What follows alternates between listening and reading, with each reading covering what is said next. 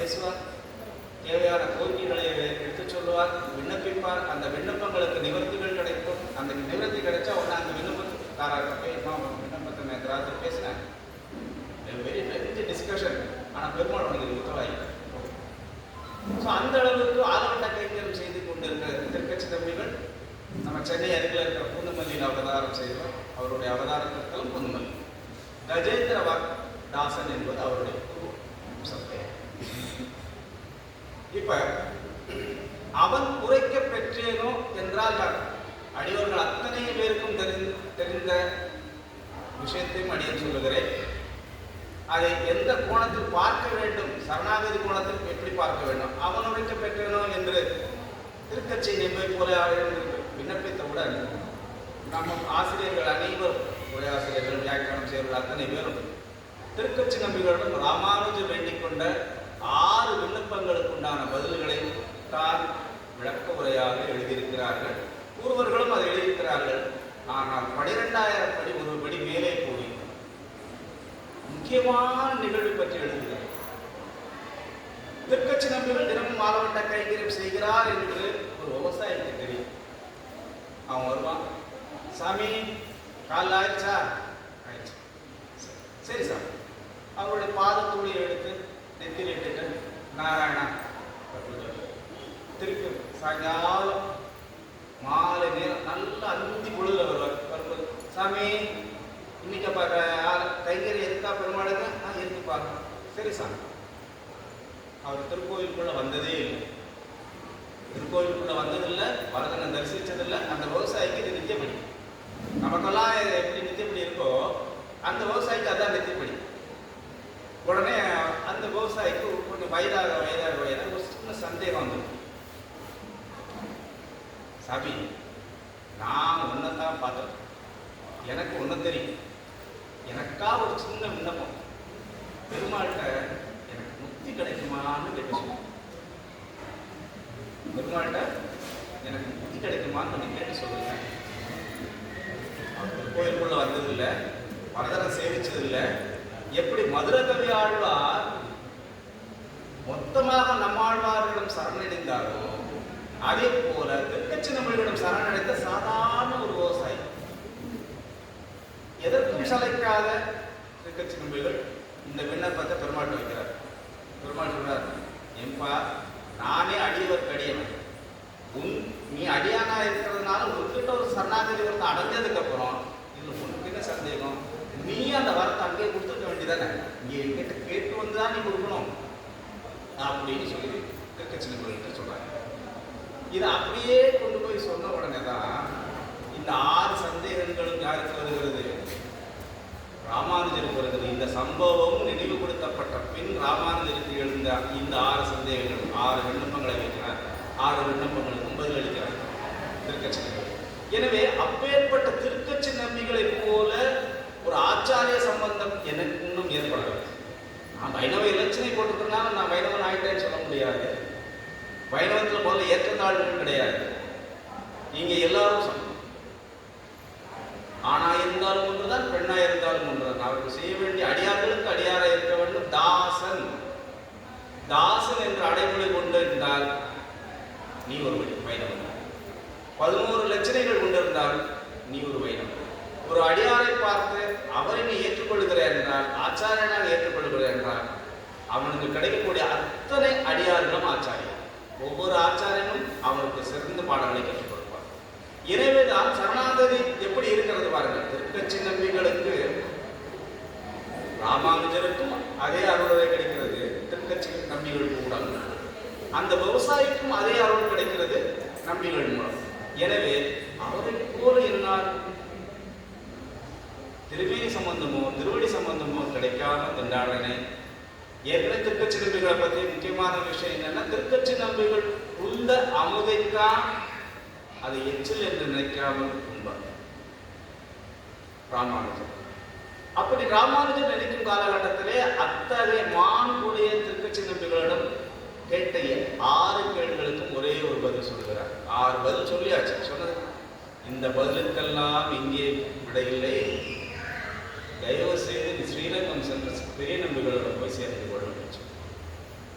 அப்ப திருக்கட்சி நம்பிகளைப் போல திருவடி சம்பந்தமோ திருமேனி சம்பந்தமோ இல்லாமல் எந்த ஆச்சாரமும் இல்லாமல் நான் எவ்விதம் என்னுடைய சரணாகதி பற்றி கேட்கிறேன். அப்ப நமக்கு முதல்ல தேவை ஒரு ஆச்சாரியர். இரண்டாவது அந்த ஆச்சாரியன் என்ன சொல்ல வருகிறார், நம்மளுடைய விண்ணப்பத்தை ஏற்றுக்கொள்வதற்காக அந்த ஆச்சாரியனுக்கு அனுமதி கிடைக்கிறதா ஆச்சாரியனிடம், இதெல்லாம் யோசிக்கும். எனவே அவனை போய் நாம் விண்ணப்பித்து தேடுவதா, நம்மை தேடி ஆச்சாரியன் வருவார். இந்த இரண்டாவது சந்தேகத்தை அந்த பெண் பிள்ளை கூறுகிறார். இது 37வது திருவாக்கியம். 81 வாக்கியங்கள், இது 37வது திருவாக்கியம். இறுதியான ஒரு வாக்கியம் ஒன்று உண்டு. துறை வேறு செய்தேனோ பகவரை போலே. இந்த இறுதியான வாக்கியத்தை பார்த்தீங்கன்னா 81வது வாக்கியம் இதுதான். இது நடைபெற்றது திருவனந்தபுரம் என சொல்லுகிறார்கள், சிலர் திருவைந்திபுரம் கடலூர் பக்கத்தில் இருக்கிறதா சொல்றாங்க. 2-3 வழக்கங்கள் அதில் இருக்கிறது. இந்த 2-3 வழக்கங்களும் எதுவாக இருந்தாலும் அவருடைய பெயர் வில்லிபுத்தூர் பகவத். பெரியாழ்வார் மேல் மிகப்பெரிய மற்றவர் கொண்டதால் அவர் வில்லிபுத்தூர் என்று தனக்கு சேர்த்துக் கொண்டார். அவருடைய பெயர் பகவத். அவர் நெத்திப்படிக்கு அனுஷ்டானம் பண்றதுக்கு முன்னாடி அவர் மேற்குளத்தை சேர்ந்தவர் அல்ல. ஆனாலும் இறைவன் திருநாமத்தை அனுஷ்டிக்க குளக்கரைக்கோ ஆத்தக்கரைக்கோ போறாருன்னா அனைத்து மக்களும் குளித்துக் கொண்டிருக்கிற இடத்துல அவர் குளிக்க மாட்டார். அவர் தனியாக ஒரு இடத்துல போய் தான் நீராடி கொள்வார், தீர்த்தமாட்டு. இதை கவனிச்சுட்டே இருக்காங்க, ரொம்ப காலமா கவனிக்கிறாங்க. என்ன என்ன என்ன என்ன கேட்டவும் சேர்த்துறாங்க. சுவாமி, நீங்க நாங்க குளிக்கிற துறையிலே நீங்களும் குளிக்கலாமே, தண்ணிக்கெல்லாம் எந்த விதமான பேத கிடையாது அப்படின்றாங்க. இல்லை, நான் ஒரு வைணம், எனக்கு பேதங்கள் கிடையாது. ஆனால் வேதம் என்கிற அழுக்கை உங்களுக்குள்ள வச்சுட்டு இருக்கிற உங்களிடம் சேர்ந்து குளித்தால் அந்த பாவம் என்னையும் செய்யும். அதனால நான் வேற துறையில் குளிச்சுக்கிறேன். இவ்வளவுதான் அதிகப்படியா விளக்க உரை நான் பார்த்த அனைத்து புத்தகத்தில் திருக்கோளூர் பொன்பிள்ளைக்கு இவ்வளவுதான் இருக்கு. இதுல ஒரு ஆச்சரியமான சம்பவம் இருக்கு. என்ன அப்படின்னா, திருக்குறுங்குடி அப்படின்னு ஒரு திவ்ய தேசம். இந்த திருக்குறுங்குடி திவ்ய தேசத்தை ராமானுஜர் எழுந்துடுறார். எழுந்துறப்ப தினசரி தீர்த்தமாடணும் அப்படின்னு தாமிரபரணி கரைக்கு போவார். போகும்போது திருமலை நம்பி அழைச்சிட்டு போவார். இங்கிருந்து போகும்போது திருமலை நம்பி அழைச்சிட்டு போவார். நல்லா ஜோரா தோழ கை போட்டு பகவத் சத்சங்கம் எல்லாம் பேசிட்டு போயிட்டு திருமலை நம்பிகள் தான் அவரை தீர்த்தமாட வச்சு அவருக்கு திருமண் காப்பு வைத்து அதுக்கப்புறம் அழைச்சிட்டு வர்றார். போகும்போது திருமலை நம்பிகளோட அவ்வாறு சேர்ந்து போய் பகவத் கைங்கர்கள் எல்லாம் பேசிட்டே போயிட்டு இருக்கிற பெருமாள் ராமானுஜனா திருப்பி வர்றச்சு அவருடைய சீடர்களோடு வருவார்.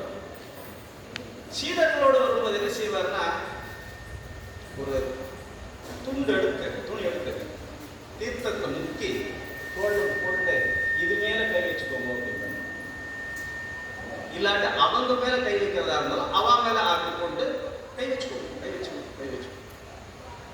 ரொம்ப காலமா சீடர்களுக்கெல்லாம் புரியவே இல்லை, சுவாமி எதுக்காக இது பண்றார், அவனோட நல்லா உறவாடுறார், அவனோட எல்லாம் பேசுறார். இத்தனைக்கு அவன் நம்ம குலமும் இல்லை, வேற்று குலத்தை சேர்ந்தவர்.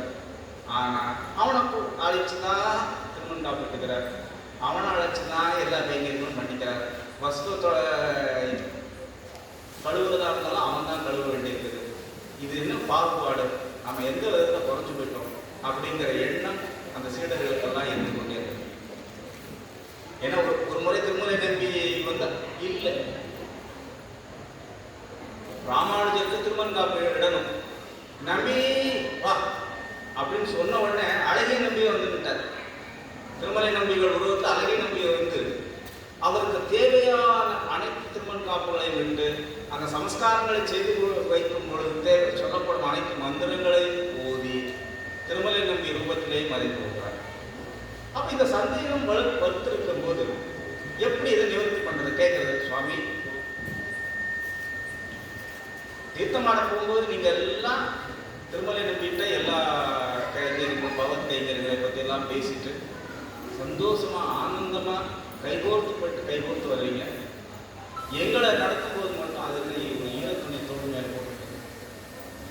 பாகுபாடு, இதில் ஏதாவது நாங்கள் ஏதாவது குறைகள் கண்டோமா? உங்கள் குறையே முழுமையாக ஆச்சாரியனை ஏற்றுக்கல, முழுமையாக ஆச்சாரியனை ஏற்றுக்கல. நீங்கள் வைணவன் அப்படின்னா நீங்கள் முதல்ல எல்லாரையும் சமமாக பார்க்கணும், அது பார்க்கல. உங்கள் குலத்துக்கு என்ன வேலை உண்டோ அந்த வேலையில் நீங்கள் செய்கிறீங்க, அவருடைய குலத்துக்கு என்ன வேலை உண்டோ அந்த வேலையை அவர் செய்கிறார். அது அவருடைய அனுபவம், அவருடைய இயல்பு. ராமானுஜன் என் மேல வச்சிருக்கிற சரணாகதிக்கும் உங்கள் மேல இருக்கக்கூடிய அந்த அழுக்கான எண்ணமானது அவனுடைய சரணாகதியை, அவன் திருமேனி சம்பந்தப்பட்ட சரணாகதி, எனது திருமேனிக்கு திருமண்டாப்பட்டுக் கொண்டிருக்கிறான். எனது திருமேனியை அழகிய நம்பியாகவே அவன் சேவித்துக் கொண்டிருக்கிறான். அப்படி அழகிய நம்பியாக சேவித்துக் கொண்டிருக்கிற ஒருவனை அவன் பாத தூளிப்பட்டது மட்டுமல்ல, அவன் கைப்பட்ட உடல் மொத்தம் பெருமாளுக்குரியது. அவன் சம்பந்தம் நான் விட்டு ஆச்சாரியானா இருக்கிறதுக்கு நான் தகுதியை நான் இழந்துருந்தேன். அதனால நான் என்ன பண்றேன், செல்லும்போது திருமண நம்பிகளோட சொல்றேன், திரும்பி வரும்போது உங்களுடைய அழுக்கான எண்ணங்கள் மறைய வேண்டும்னா என்னைக்கு மறையதோ அன்னைக்கு இந்த இருக்கு பாருங்க. துறை வேறு சென்றேனோ பகவரை போல. அப்ப என்னன்னா, ஒரு ஆச்சாரிய சம்பந்தம் இருக்கணும், அந்த ஆச்சாரியனுடைய கூடவே நடக்கணும், அந்த ஆச்சாரியன் சொற்படி நடக்கணும்னு கட்டாயம் இல்லை. நல்லா தெரியும், ரெண்டு வித்தியாசம். அந்த ஆச்சாரியனை அறிந்து கொள்ள வேண்டும். நீ போ நீ வான்னு சொல்லி ஆச்சாரியர் சொல்றது அர்த்தம் இல்லை. ஆச்சாரியர் வழி நடத்துவார். இது வழி நடத்தினா இப்படி இருப்பார், இப்படி வழி நடத்தினா இப்படி இருப்பார். அந்த வழி நடத்தும் போது அதை ஏற்றுக்கொள்ளக்கூடிய மனநிலை நமக்கு பக்குவம் வர வேண்டும். உடனே ஆச்சாரியனை ஏற்றுக்கொண்டாச்சு சீடராக இருக்கணும் உடனே எல்லாத்தையும் திறந்துறதுன்னு கட்டாயம் கிடையாது. அனைத்து விதமான கைங்கரிகளை நாம் செய்யணும். இந்த லோகத்துக்கு எதுக்கு வந்தோமோ அதுக்கு உண்டான கர்மா. நம்ம சனாதனத்தில் மட்டும்தான் கர்மாங்கிற ஒரு ஸ்பீச்சே இருக்கு. இங்க மட்டும்தான் எற்றைக்கும் ஏழேழு பிறவிக்கும் முற்றோமையாகவும் உமக்கே நாமற்றமும் மற்ற நம் காமங்கள் மாற்று. ஆண்டாள் அவ்வளவு அழகா சேவிக்கிறார். அவருடைய பல்லாண்டு சொல்லும் போது எல்லாம் சொல்லி முடிச்சாச்சு. 81 திருவாக்கியங்களையும் அது பெண் பிள்ளையானவள் சொல்லி முடிச்சிட்டார். சொல்லி முடிச்சதுக்கு அப்புறம் தான் அந்த பெண் பிள்ளைக்கு ஒரு யோசனை வருது, தேவரி யாருன்னு எனக்கு தெரியல, சுவாமிகளுடைய பூர்வாச்சரம் தெரியாது, நீங்க யாரு, இதெல்லாம் அறிஞ்சிக்காமலே என்னுடைய பேதமையினால நான் மாட்டு உங்ககிட்ட மனசுல இருந்த எல்லாத்தையும் குழம்பிட்டுட்டேனே, உங்களுக்கு ரொம்ப சிரமப்பட்டுதான் மண்ணி வச்சுக்கோங்கன்னு சொல்லி கேட்கும் போதுதான் ராமானுஜர் சொல்றாரு, மா தாயே இவ்வளவு நேரம் பல்லாண்டு சேவிச்சுட்டு இருந்தீங்க, 81 திருவாக்கியங்களாக என்னையே பல்லாண்டு சேவிச்சுட்டு இருந்தீங்க, அத்தகைய சரணாகதிக்கு உன்னை பார்க்காம நான் எங்க போயிடுவணும்னு நினைச்சேன். நான் வளர்ந்துட்டு அதுல ரொம்ப சந்தோஷம். பொதுவா ஆச்சாரியர்கள் யாருமே பெண்கள் திருக்கரங்களால அவங்க உண்ணமாட்டாங்க. அவர்கள் அவங்களுடைய நலபாகம் பொதுவா எல்லாருடைய நலபாகம். ஆனால் ராமானுஜர் திருக்கோளூர் பெண் பிள்ளையின் வீட்டில் அந்த பெண் பிள்ளையால் செய்விக்கப்பட்ட அமுதை எடுத்து அருந்தி அவளை ஆசீர்வாதம் செய்து தன் சீடராக்கி, நீ திருக்கோளூரிலே இருந்து வைணவ கலைகளை கற்று அதை மக்களுக்கு எடுத்து சொல்லி நிறைவா நீ முக்தி அடைவாங்க அப்படின்னு சொல்லி திருக்கோளூர் சொல்ல. இந்த பெண்பிள்ளை ரகசியமானது அது எப்படிங்க ரகசியமா இவ்வளவு பரமா எல்லாரும் சொல்ற அளவுக்கு 12,000 படிகள் விஸ்தாரம் எழுதியிருக்காங்கன்னா, இதில் சொல்லப்பட்டிருக்கக்கூடிய வரிகளை வாசிச்சீங்கன்னா ஒரு பெரிய விஷயமே தெரியாது. எது கேட்டாலும் அதான் எனக்கு தெரியுமே, அழைத்து வருகிறேன் என்றேனோ அக்குவரை போலே அதான் எனக்கு தெரியுமே, தசமுக நட்சத்திரேனோ கிராட்டியை போல அதான் எனக்கு தெரியுமே. அப்ப எதை கேட்டாலும் ஒத்த வரியை மட்டும் வாசிச்சோம்னா நமக்கு எது தெரியாது, அது உள்ளுந்த அர்த்தம் தெரியாது, ரகசியம் தெரியாது. எனவே பெருமாள் கைங்கரியத்தில் முதல் படி வைணவனாக இருந்தாலும் சரி, சைவராக இருந்தாலும் சரி, உங்களுடைய தெய்வங்கள் எதுவாக இருந்தாலும் முதலில் நமக்கு தேவை ஒரு குரு. அந்த குரு நமக்கு கிடைத்து விட்டார் என்றால் மீதியெல்லாம் கவலையே விட வேண்டாம். எந்த கிரமத்தை நம்ம பண்றோம், நித்தியப்படி பண்றோம், எது வேணும் எது வேண்டாம், நம்ம போற பாதை சரியா இருக்கா தப்பா இருக்கா எல்லாம் அவர் பார்த்துப்பாரு. அப்படிங்கிற முதல் சிறிய மனநிலைகள். இந்த சிறிய மனநிலை வந்துடுத்துனாலே அடுத்த பெரிய நிலைக்கு தயார் பண்றதுக்கு குருவே தயாராகிடும். ஏன்னா வைணவத்துல வந்து ஒரு அழகான நகைச்சுவையான ஒரு வாக்கியங்கள் ஒரு குரு ஒருத்தர் இருந்தாரா, அவர்கிட்ட பாடம் கற்றுட்டேன், எப்பப்பா இந்த புத்தகத்தை இருக்கிற சொல்லிட்டு இருக்காரு, நம்ம வேற ஒரு குருவை பார்த்து வேண்டியதான் அப்படின்னு முடிவு பண்ணான் சீடம். அவர் வந்து ஒரு 3 வாக்கியங்கள் கற்றுக் கொடுத்துருக்கிறார். எச்சில் புனிதம் அப்படின்னு முதல் வாக்கியம். 2வது வாக்கியம் வாந்தி புனிதம். 3வது வாக்கியம் மாமிசம் புனிதம். இந்த 3 வாக்கியத்தை என்னையா பெரிய அர்த்தம் இருக்கு பாத்தீங்களா? இதுல வேற ஏதாவது நீங்க யோசிக்க முடியுதா? அந்த சைடு அப்படியே முடிவு பண்ணிட்டான். எச்சில் புனிதம், வாந்தி புனிதம், மாமிசம் புனிதம்.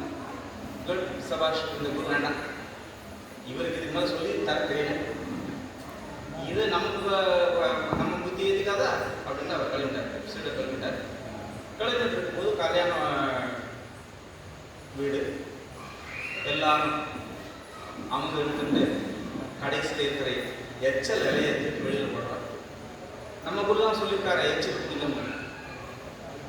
ஓடி போய் சீடன் அந்த எச்சல் இலையை சாப்பிட்றாங்க. பார்க்குறவங்களுக்கெல்லாம் மிகப்பெரிய ஆச்சரியம் வேறு.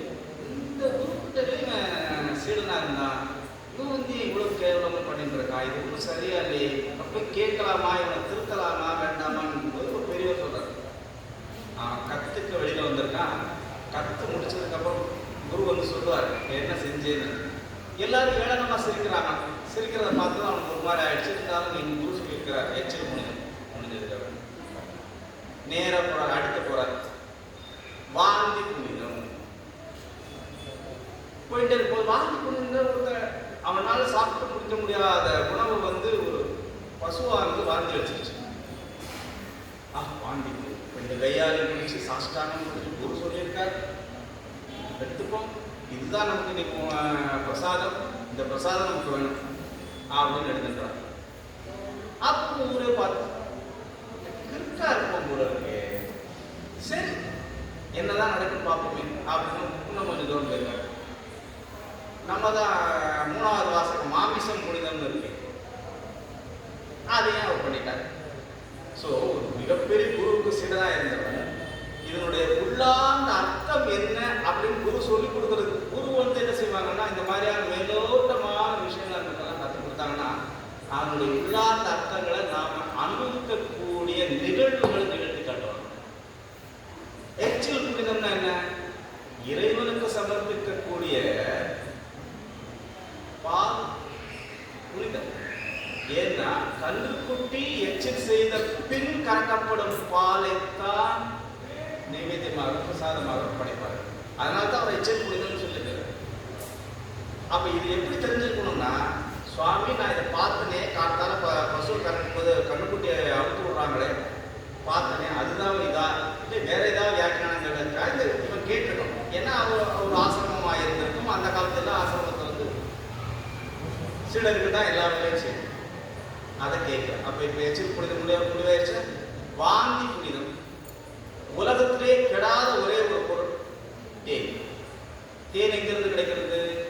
எல்லா மலர்களிலும் இருந்து தேனை ஒழித்து வந்து ஒன்னா சேர்த்து உமிழ்ந்து அதை தேன் கூடாக மாட்டோம். அப்ப தேனுக்கு எந்த தோஷமும் கிடையாது. தேன் கெட்டும் போகாது, சாதாரண வச்சு உண்மையான தேனா இருந்தால் எப்படாலும் வைக்கலாம். 165 வருஷம் கூட வச்சிருக்கலாம். நீங்க 165 நாள் கூட இல்லை, 365 வருஷம் வச்சிருக்கலாம். அப்போ வாந்தி புனிதம், அதுதான் பிரசாதமாகவும் பெருமாளுக்கு பயன்படுத்தப்படுகிறது. மாமிசம் புனிதம். அது மாமிசம் புனிதம் எங்க இருந்தா மாமிசம் வந்தது? அது எப்படி புனிதமாச்சு? பட்டு வஸ்திரத்தை வந்து நாம் வந்து உடுத்திக்கும் போதோ இல்லை இறைவனுக்கு அர்ப்பணிக்கும் போதோ அது துவச்சிருக்கா, மடியா இருக்கா, ஆச்சாரமா இருக்கா? ஒன்றும் கிடையாது. பட்டு வஸ்திரத்துக்கு அந்த குறையே கிடையாது. ஏனென்றால் அந்த மாமிசம் ஏன் புனிதமாகிறது என்றால் அது தன்னுடைய உயிரை கொடுத்து அதன் பின் உருவாகுதான். மாமிசம். எனவே அந்த மாமிசம் புனிதம். இவர் என்ன நினைச்சிருந்தார்? கடைகளில் கிடைக்கக்கூடிய மாமிசத்தை நினைச்சிட்டார். எனவே குருவை பற்றி பின்பற்ற வேண்டும் என்றால் முதல்ல குருவோடு நல்லாரை காண்பதும் நன்றி, நலனுக்கு நல்லார் சொல் கேட்பதும் நன்றி, நல்லார் குணங்கள் உரைப்பதும் நன்றி, அவரோடு இணங்கி இருப்பதும் நன்றி. எனவே குருவோடு இணங்கி இருக்கத்தான் குரு நமக்கு ஏற்படுத்தி கொடுத்திருக்கும் வழிகள் முறையாக தெரியும். இல்லை அப்படின்னா நாம திருச்சிக்கு போகணுங்கிறது பதிலாக பின்னாடி ரோஸ்கேரில் மீஞ்சூருடைய ஆதாரம் பெரும்பாலானவர்கள் செய்யக்கூடிய குறை இதுதான். எனவே இன்னைக்கு நான் பார்த்த வரைக்கும் மிக மிக சந்தோஷம். ஏன்னா குழந்தைங்க இவ்வளோ அழகா அந்த நாமங்களை சொல்லும்போது நம்ம குழந்தைகளை அப்படித்தான் வளர்க்கணும். நம்ம தர்மம் தலைப்பு வருங்காலத்து கையில் இருக்கு, நம்ம கையில் இல்லை. ஏன்னா நாம் ரொம்ப அது என்ன சொல்லுவாங்க, பாசிஃபைடு மேனர். எல்லாத்தையுமே பரவாயில்ல பரவாயில்ல பரவாயில்லன்னு இருந்துட்டோம். ஆனால் நாம் கடத்தி கொண்டு போக வேண்டிய குழந்தைகளுக்கு நாம் கடத்தி கொண்டு போகல. இன்னைக்கு குருஜியோட ஆசிரியர் இத்தனை சீடர்களை பார்த்துருக்கேன். அதுவே அடியனுக்கு கிடைச்ச மிகப்பெரிய நல்வாய்ப்பு. 10 அடியார்கள் சேர்ந்தால் ஒரு திவ்ய தேசம் இருக்கு. இங்க இத்தனை அடியார்கள் இருக்கீங்க, இத்தனை அடியார்கள் இருக்கீங்கன்னா இதுவும் ஒரு திவ்ய தேசம். இந்த திவ்ய தேசத்துல வியாசம் முன்னாடி அடியனுக்கு வாய்ப்பு கிடைச்சிருக்கு. எனவே உங்க எல்லாருக்கும் சேர்த்து ஒரு மங்களாசாசனம், குருஜிக்கு ஒரு மங்களாசாசனம். குன்றம் ஏந்தி குளிர்மழை காத்தவன் அன்று ஞான